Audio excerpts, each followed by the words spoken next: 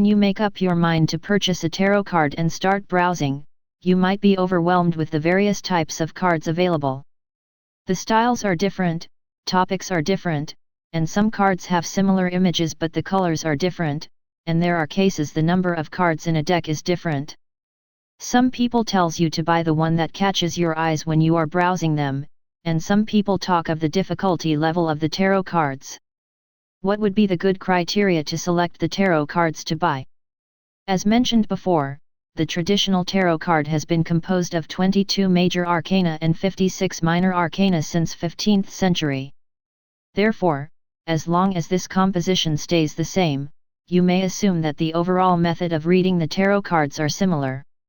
However, there are cards that are composed of different number of cards, and some may have replaced some of the cards with cards of different meaning. The difficulty level of the tarot cards means how easily you can learn the different meaning of cards. The most popular card that you can easily collect information from the web or books is Rider-Waite cards that is introduced in this book. Another one that is similar but has slightly different set of major cards is Thoth card of Crowley. You can correctly assume that most of the tarot cards available today are variations of these two cards.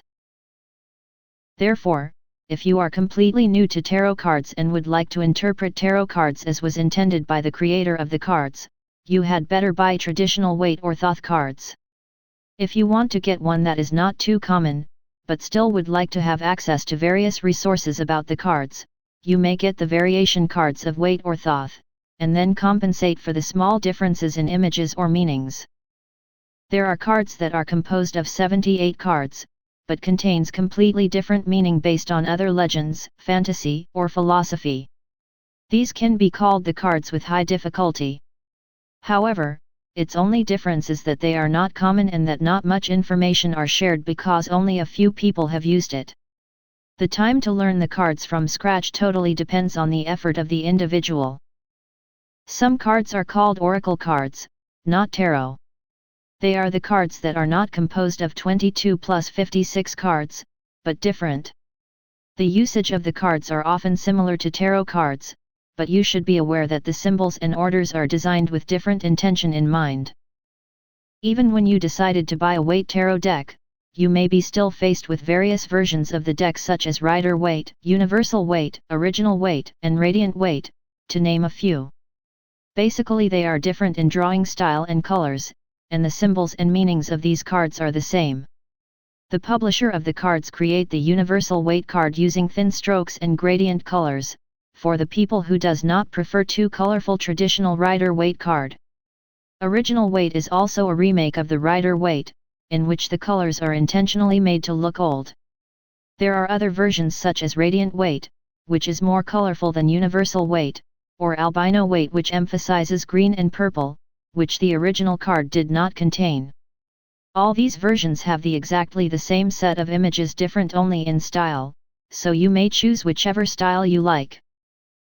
As explained before, some cards allow reversed position while others do not. In most cases it is not crucial that you use reversed meaning in reading the cards, so you do not need to consider too deeply about it in selecting the cards. The tarot cards are usually bigger than usual playing cards for poker or bridge, probably because it helps to see the image in detail. In addition, the fact that the cards are big gives psychological influence that they be treated with care. However, the people with small hands tend to have hard time dealing with such a large-sized cards, especially in shuffling them, and the card might be damaged due to such inconveniences. Therefore, if you are not used to handling large-sized cards, you may want to purchase a mini version. You do not need to care too much about the material of the card, whether it is made of plastic or paper, as long as it has a certain level of quality, which most of the tarot cards sold in the shop or the online store do. Some paper cards may easily be torn, bend, or wrinkle, and some may fade easily. One may like or dislike the slipperiness of plastic cards, depending on the personal taste. Therefore, you may simply consider these factors based on your own preference. Most people purchase tarot cards through internet store, and there are some offline stores as well. You may also find some limited number of decks at hobby shops nearby. Of course it does not really matter where you buy them, unless you intend to find an old heritage card from an antique shop. The commonly found cards will be printed in bulk from the factory anyway. When you want to have a specific deck in mind, or you intend to buy among commonly used decks, it is easier to find them online, and you will often find them on sale. However, it would be also nice to actually see each card image and compare them at the local store. These days, people tend to buy other accessories such as protectors, spread cloth, box, or pouch along with the cards.